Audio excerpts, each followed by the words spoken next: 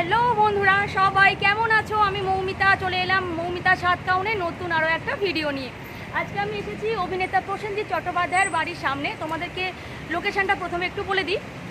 তোমরা যদি এই দিকটা দেখো তাহলে পাকসাকার 7 পয়েন্ট, আর যদি আমরা এই দিকটায় যাই তাহলেই পড়বে গড়িয়াহাট। আর এই দুয়ের মাঝখানেই রয়েছে অভিনেতা প্রসেনজিৎ চট্টোপাধ্যায়ের বাড়ির উৎসব। এই যে উৎসব লেখা রয়েছে দেখো, এই যে উৎসব। আর এই যে তোমাদেরকে একটু ব্যাক ক্যামেরা করে ভালো দেখাচ্ছি, দাঁড়াও।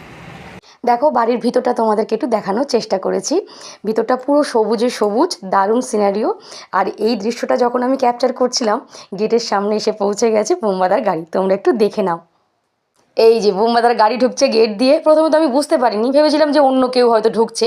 পরে ওই সিকিউরিটি দাদাটা বললো যে এটাই কিন্তু বুম্বাদার গাড়ি, মানে উনি ভিতরে গেলেন। যাই হোক, এই সুযোগে একটু বাড়ির ভিতরটাও তোমাদেরকে দেখিয়ে দিলাম। এই উৎসব নামটার পিছনে কিন্তু একটা গল্প আছে, তোমাদেরকে একটু বলি।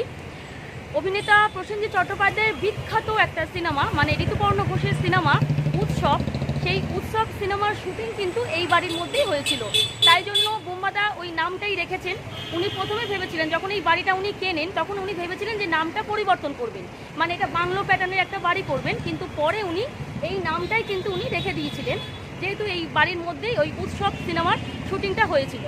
তাই জন্য কিন্তু এই বাড়ির নাম আজও উৎসব।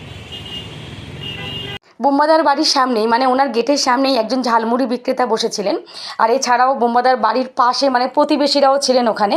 ওনারাই সব বলছিলেন যে কালী পুজো হয় পাশেই, উনি মানে বুম্বাদা উপস্থিত থাকেন। জন্মদিনে উনি সবার সাথে দেখা করেন। তোমরা একটু শুনে নাও। কালী পুজোতে আচ্ছা, পাশেই মাঠে পুজো হয়।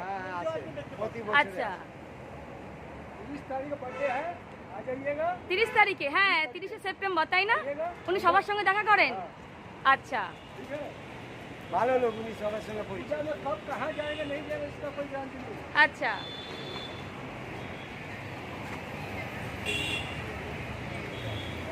আশা করছি ভিডিওটা তোমাদের খুব ভালো লেগেছে। যদি ভালো লাগে আমার চ্যানেলটাকে সাবস্ক্রাইব করে আমার পাশে থেকো। চলো সবাই ভালো থেকো, সুস্থ থেকো, সাবধানে থেকো।